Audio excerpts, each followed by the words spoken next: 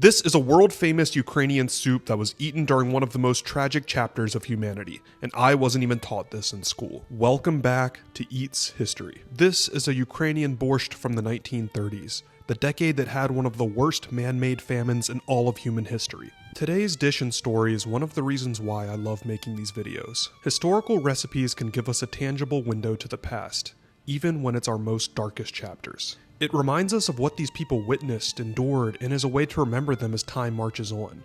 So let's get into the story today. The USSR in the early 1930s marked the height of Stalin's forced collectivization campaign. The idea was to absorb Ukraine's independent farmers, many of whom were known as kulaks, into collective farms under state control. Families were stripped of their land, tools, and autonomy.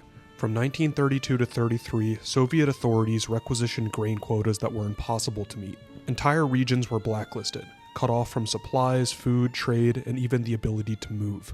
This resulted in a famine known as Holodomor, which translates to death by hunger. To this day, no one truly knows the death toll, but it's ranged from anywhere from 3.5 to 10 million people. But due to years of Soviet suppression and the West being allied with Stalin in World War II, a lot of people today don't even know that this event happened. The recipe I made today is from the 1929 Ukrainian cookbook Practical Kitchen by Ola Franco.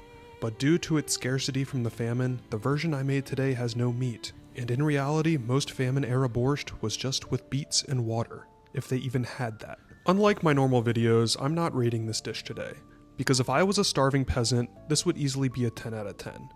And I'd like to think with the recipes, books, and all of this knowledge of the tragedies of the past that we could somehow do a little bit better today. But maybe this is just wishful thinking, and maybe history really does repeat itself.